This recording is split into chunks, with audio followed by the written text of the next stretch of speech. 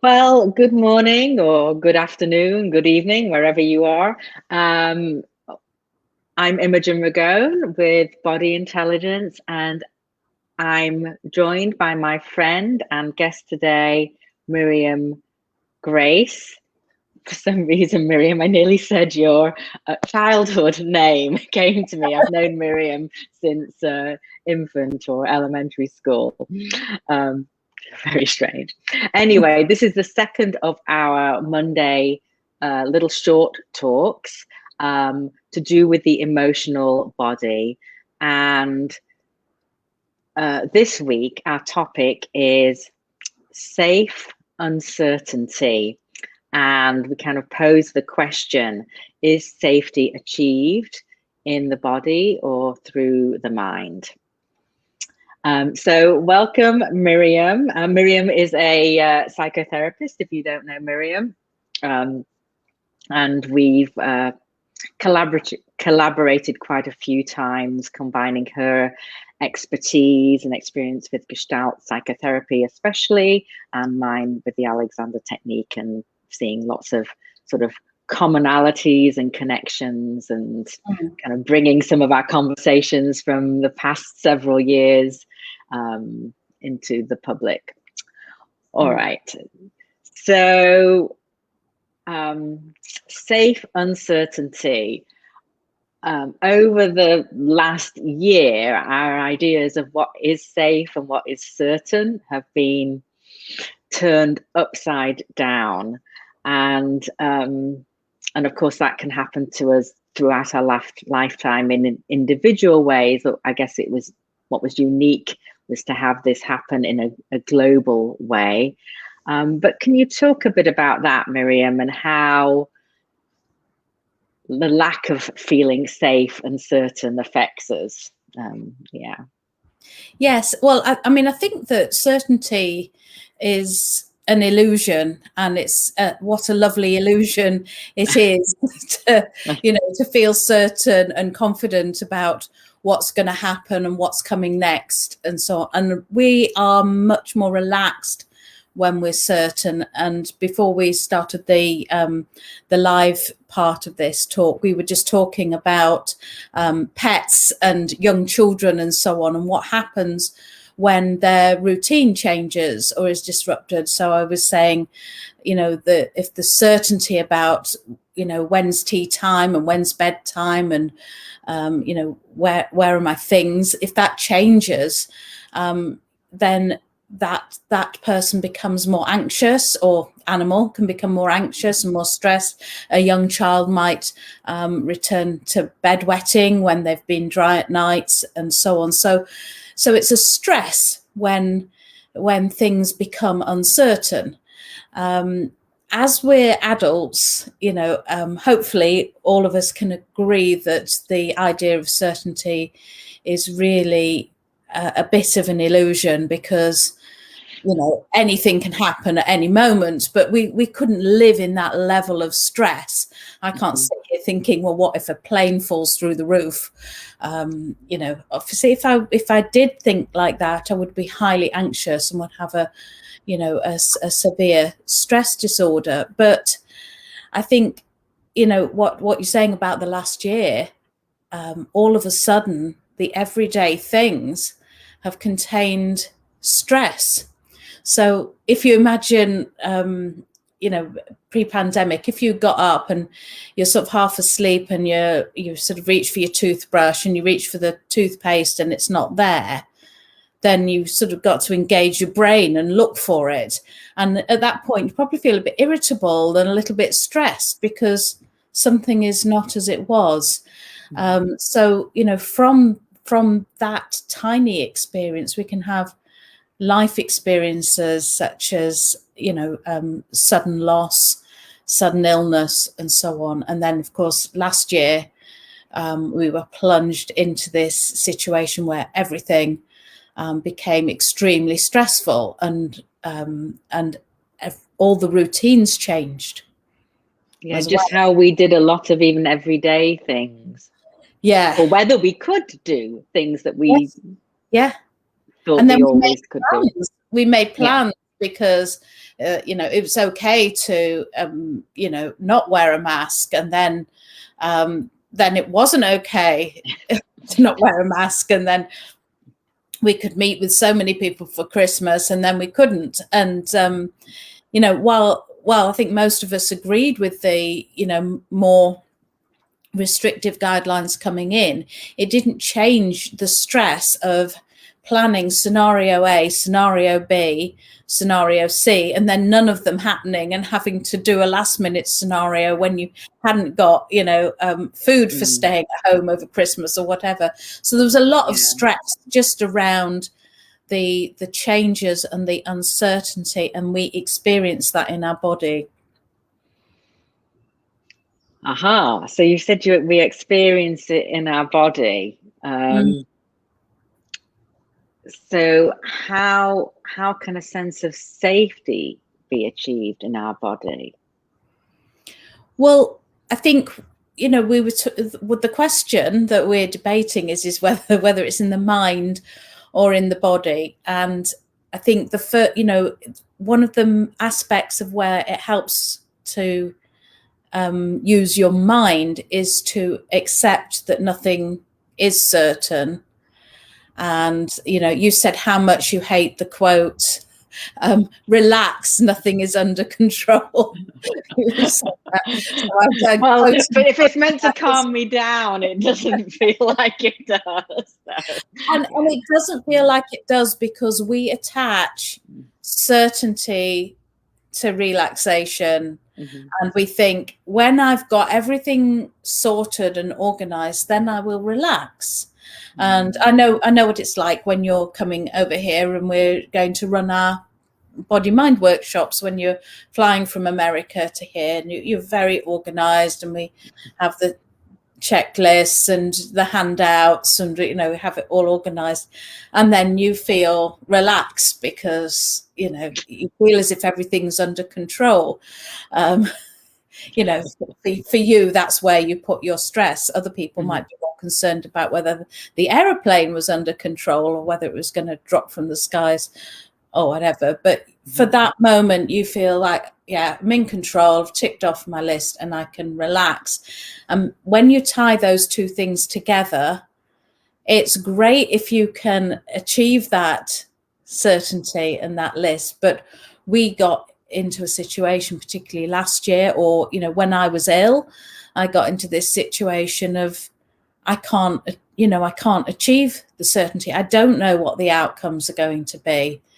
And then if relaxation and that feeling of safety in our body is, you know, sort of linked to the certainty, we're in trouble, because we're not going to get the certainty, and we can't wait for the certainty to find the internal safety.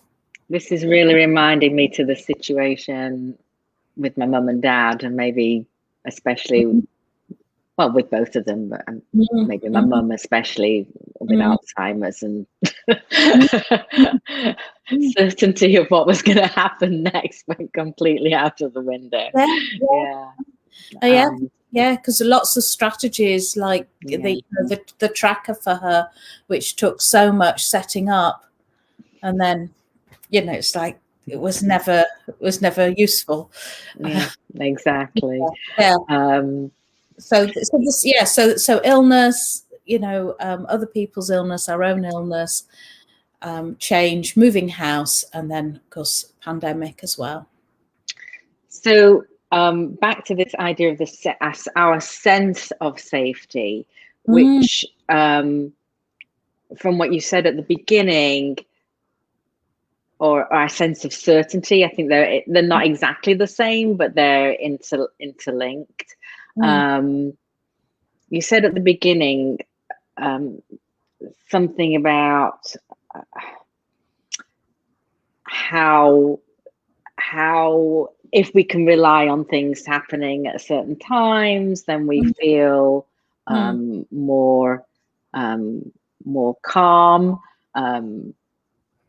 But how that calmness that we feel, or that sense of safety and reliability, I guess, is part of it.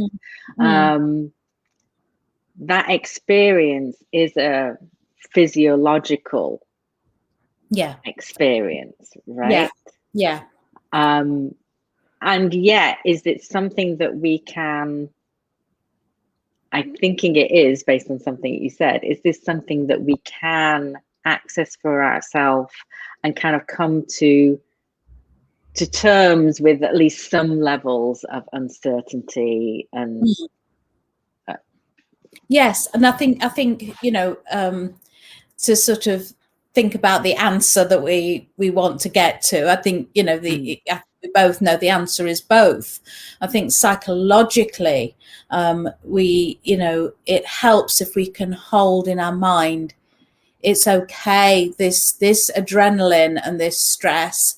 You know, for me, I found it a bit hard to sleep at times during the pandemic. This is part of the uncertainty, and what's really important for me is to not grasp at, let's make it certain, and then I'll feel better, because I can't make it certain. So I just end up in a vicious circle of, you know, interrupted sleep, trying to make certain plans around something that's constantly changing. What I need to accept is that the only people who can really have that feeling of safety and total certainty are like children, and you know, and they, you know, the world's safe.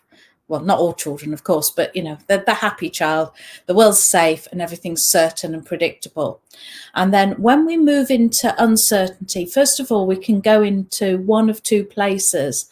And I go into a sort of an addiction of trying to make everything certain and sorted out. And I know you do too, Imogen. And other people go into a place where they go into freeze in the fight flight response. I think we go into activity and we go for the dopamine reward of getting in control and ticking everything off on the list. I think I can do both.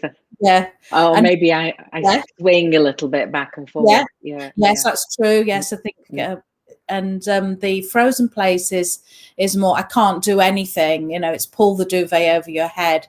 It's too frightening to engage. And this might be pertinent to our conversation next week, which is, let's not go out ever again. Let's not go out, because it's producing too much stress and uncertainty about what will happen when we go out into the world. So let's not bother.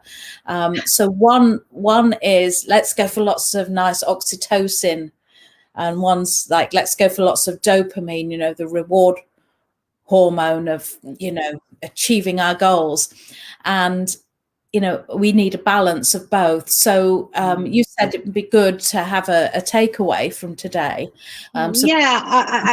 Before you even get to that, and I know we're again over our 10 minutes, so we will be wrapping up in a few minutes. But I'm thinking, are there certainties within ourselves that we can rely on? Like, I can notice my breath right now, because, you know, if that's not there, then you're not there to notice it. Sorry, that was a little bit flip, but you know what I mean. Yeah. It's very much the techniques that we've learned either through mindfulness or Alexander technique and so on. These techniques help us come back to our robustness and resilience, you know, and help us not globalize our thinking. So yes, getting COVID, or someone we love getting COVID, is, you know, would be a bad thing. We can't make that be okay in our minds. But, you know, the stress can mean that we exaggerate that and globalize it so that everything becomes life and death, rather than, you know, degrees of. So that coming back to this, you know, I'm okay right now, nothing bad's happening right now, and also the sense that, you know, well, you know, if they've run out of toilet roll at the shops, you know, we will live. You know, we've been through worse times before. We'll be fine. So, you know, it's like not sweating the small stuff. we don't have to be in control of everything to be, like you say, to be able to be in control of whether we practice the techniques that ground us. So it also sounds like this kind of pulls us back to the key point from our first talk last week, which was like awareness and pause. So if we're aware of our mind going and catastrophizing and going global, then we have then the means, the consciousness to at least send a gentler message, you know, and it's not necessarily a either or, it's an and, right? They have to be done in tandem, because we can't think straight when we're in fight and flight. So, you know, we can't really blame ourselves for globalizing and exaggerating and getting, you know, wound up about things, because, you know, the very point, you know, the point of the adrenaline and the stress is to make us act and survive, and says your life's in danger. But it's, you know, it isn't around all the things that we're feeling stressed about. Yeah. So I'm thinking about the mind as part of the equation of about where safety is achieved, and the way it gets in the way is when we jump to these global catastrophizing thoughts. And the way it helps is when we can notice and come back for a moment to something, like you say, noticing that, well, I'm okay right now, or there's my breath, or there's the ground beneath me, right? They're there, And then that changes something in our physiological state. So, and that is safety within uncertainty. That is safe uncertainty, which is everything's uncertain, or things are uncertain, and I'm safe right now. And that capacity to feel safe is really body induced, but it really also helps to have the concept of it's okay that there's stress responses within my system as well. Anything else before we wrap up? I don't know. We should probably call these 15 to 20 minute pauses. My daughter just jumped on my knee, so it's obviously time. Well, I was going to say that in terms of the fight flight, just that we can organize our days or our diary around thinking about the things that create soothing and the things that where we're using stress to move forward or achieve our goals, so that we need a balance of those things. Right. Okay, I think we better finish up. So I just want to mention that I have a conversation with my friend and client Shay Seaborn, who is a trauma awareness activist, on Thursday. And the reason I'm mentioning is we'll be talking about interpersonal neurobiology and the Alexander technique, stress and trauma. And it seems like it relates to what we've been talking about. So that's at 4 p.m. UK time, 11 a.m. Eastern US time. And Miriam and I will be back next Monday, and at this same time, 4:30 UK, 11:30 Eastern time. And we're going to be talking about the kind of pandemic stress and starting to emerge and re-entry and that sort of thing, and how that affects our emotional body. Yeah. All right. Thank you, Miriam. Thank you for having me, Imogen. See you next time. Okay. Bye-bye.